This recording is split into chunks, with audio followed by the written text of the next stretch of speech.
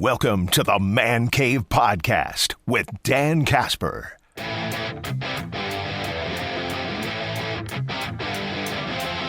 Packers did get a victory yesterday, 27-18, coming off their bye week against the Bengals. Jordan Love, 19-26 for 259 yards, a touchdown, did throw that interception on the first drive. Josh Jacobs apparently puking before and during the game, 18 carries for 93 yards, 2 touchdowns, also 5 catches for 57 yards. Matthew Golden led the team with 3 catches and 86 yards.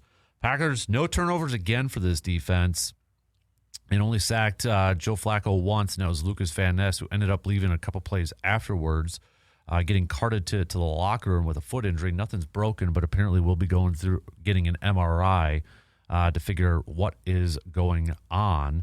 Packers had a new kicker yesterday, too. Lucas Havrisek having to kick a couple times, made a 43-yarder who was perfect from extra points as well. So, but 27-18, that's obviously the biggest thing. Packers getting the win, and with the Lions losing last night, back into first place in the NFC North.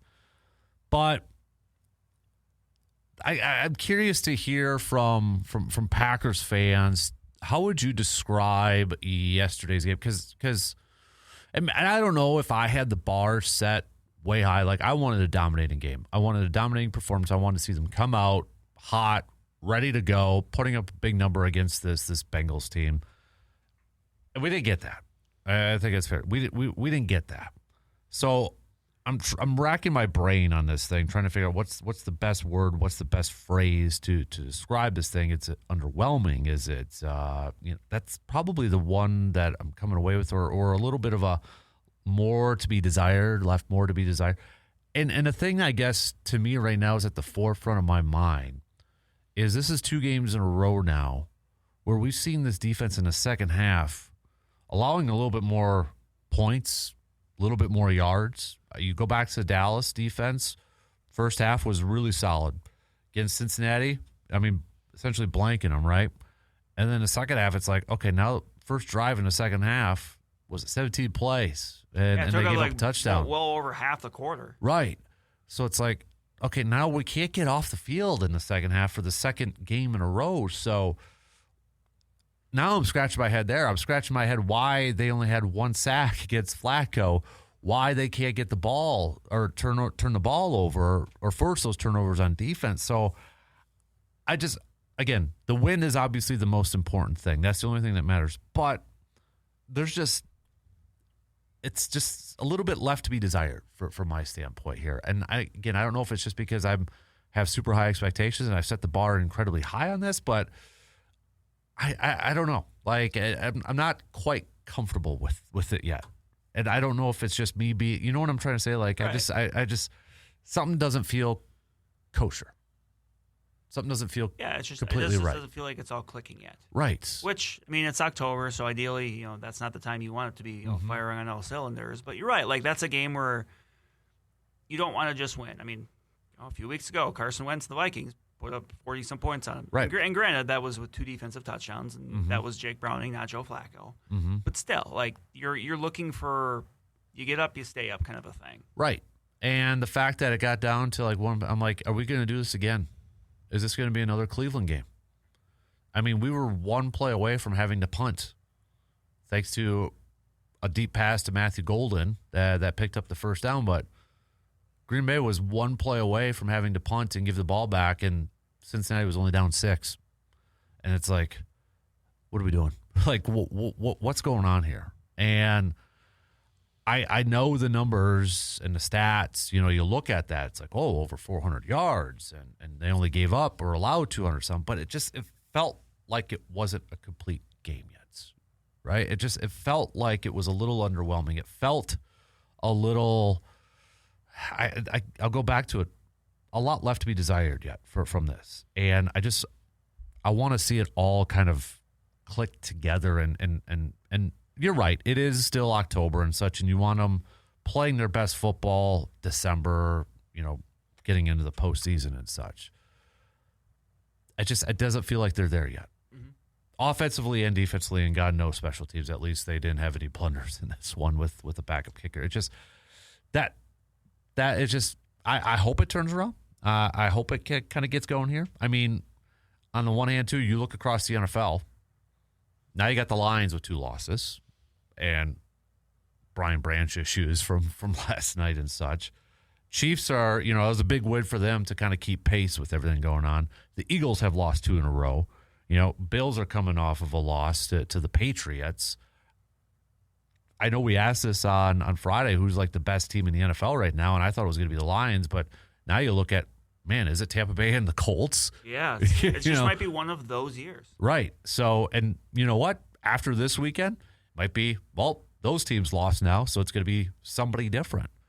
Is it just that the parity is out there for the NFL? Is it just that fact? Are we setting, you come into the season with bringing in Micah Parsons, and it's like the first 2 weeks there was a different energy, though, I felt like, especially on the defensive side. And second halves now, it's been like, what's going on a little bit differently here? Are teams able to figure out? And I think, too, with Cincinnati, and this has kind of been an issue, I feel like for Green Bay's defense so far, is it that Green Bay is getting pressure at the quarterback, but teams are having success at getting the ball out quick and limiting sack opportunities against Green Bay. Right, and that was something I think you saw a lot yesterday's game. I mean, Joe Flacco understands his limitations. He knows I'm going to need to get the ball out. And honestly, there were just some plays that were just a perfect catch by Jamar Chase. Yeah, that touchdown one, as frustrating as it was, I mean, what do you do? What do you do? Like, and that's going to happen. But yeah, you're right. Like, there's other things you need to be able to do to make it so those, that quick read, isn't there. Mm-hmm. And I've gone back and forth on this since the conclusion of that game, because then you look at the Dallas one and you look at this one and you talk about the corners. And I agree with you. The Jamar Chase catch touchdown, what do you do at that point? But then I look at, that's a couple games now in a row for Nate Hobbs, who's, I think, really struggled. Maybe more playing time for Carrington Valentine and such. I mean, he's not afraid to jaw with Jamar Chase, obviously. Luckily, he didn't get flagged, I think, on that one play. But this is, I don't know if that was the game plan, too, of Hafley saying, okay, we don't want Chase and Higgins to beat us deep.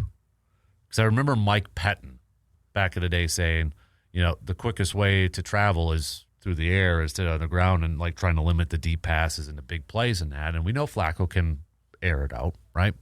So was that part of the game plan? I'm sure it was, to keep everything in front of you. But is this the way to beat this Packers defense? Is, okay, we know they can pressure. Maybe the corners are a little bit questionable in terms of coverage. So let's just play the dink and dunk quick out game. And if that's the case, Green Bay's going to have to adjust to that and play better man-on-man coverage. Because I think in this game, too, we saw more Green Bay bring in extra pressure to try to get after Flacco, which is just going to make him get the ball out quicker. And if that's the case, and we saw it, corners were up on that line of scrimmage. They were just getting beat. And I get it. It's Higgins, it's Chase. They're two really, really, really good receivers. And if Joe Burrow's in that game, it's probably a different outcome, different game, different style. They're probably playing defense differently too. But if that's how offenses are going to approach Green Bay defensively, getting the ball out quick, that's going to put a lot more pressure on those corners. That was a question mark heading in. Is that group talented enough? I think we're going to find out if they're going to be up to that challenge. Because if you're an opposing offense, why wouldn't you try to just, that's the game plan coming in. Don't let Micah Parsons get you. Don't let Rashawn Gary. Whenever Devontae Wyatt comes back and Lucas Van Ness, it's going to be up to those corners now. And whether they can rise that challenge. And we're looking at a defense that had a ton of picks last year, was one of the best. And they're not getting any turnovers right now. They're just not. And that's something they got to figure out. And that might mean asking your corners to be a little bit more aggressive, but that could come at a cost at sometimes too. That's something I think Hafley has to figure out at this point. So offensively, I think they did enough. Obviously, they won the time of possession. I think they're really trying to get that running game going. The fact that Jacobs apparently was sick and puking when he almost had 100 yards, I thought Josh Jacobs played incredibly well overall yesterday. Jordan Love, I think in typical Jordan Love fashion, had a couple questionable, obviously the interception and such. The way overthrow to Musgrave was really weird. I think this is Jordan Love, though. Right. I think this is Jordan Love. We Packers people, Packers fans, others said, oh, he's kind of a mixture of Favre and Rodgers. Okay, this is what you're going to get then. Right. You're going to have a couple of stupid decisions, trying to extend a play and then forcing a throw. You're going to have an overthrow, but then you're going to have really good throws like we have seen from Love this year. We can't sit there and say, yeah, he's like a combo of Rodgers and Favre and run that as a badge of honor and then complain about it. You know, like, yes, he made a couple of boneheaded mistakes, a couple of really bad throws, but he also made some really good throws too. I think this is Jordan Love. You know, there was some time management stuff too where, okay, he probably should have slid head first to pick up a first down instead of sliding. Trent Green talked about it. I just think this is the quarterback. We've gone through how many years of Rodgers where he was like, didn't pick, didn't throw the interception, was accurate, probably held on the ball too long. That was the criticism of him. Get rid of the ball, but he didn't want to throw interceptions. Favre didn't care about throwing interceptions and would get rid of the ball. And we've talked about, man, how different it is to go from Favre to Rodgers. And now you got a guy that right now kind of seems like he's a little bit of a mixture between the two. This is probably the quarterback he is. It's not a bad quarterback. Is it a great quarterback? We don't know yet. But I think we can't sit there and say, like, in a positive, oh, yeah, he's got a little bit of both, best of both worlds, but then complain about it, if that makes sense. Yep. So, but I think we should all agree he is playing, all things considered, playing really well, I think, this year. I don't know what your thoughts from an outsider with no, kind of skin in the game with this, but overall, I think he's playing solid and he's doing what the offense is asking him to do. And LaFleur talked a little bit about it after the game yesterday. Say our offensive approach is not to force feed everybody or force feed somebody. I know a lot of people are waiting for the Matthew Golden breakout game. He had 80 yards, but still wait for the touchdown. And it goes back to the narrative. They don't need the number one receiver. They don't, that's not a thing. And LaFleur's like, this is our offense. It's like we don't force feed people. And I think you look at Love's numbers. Is he throwing for 400 yards and 4 touchdowns? No. But you got a running game. You're taking time off the clock, and you're spreading the ball around. I think he is playing well for what the offense is doing, and it's well overall. So this is my thoughts. But do you think he's played well as an outsider? I think so, yeah. And you mentioned the running game, and the running game is always going to be a part of Matt LaFleur's offense. Mm-hmm. It's just going to be a matter of kind of how do you work off it, mm-hmm. because that's a cornerstone thing. He's going to always run the ball and try different ways to do it with different concepts and stuff. But yeah, mm-hmm. he's done what he needs to do. Right.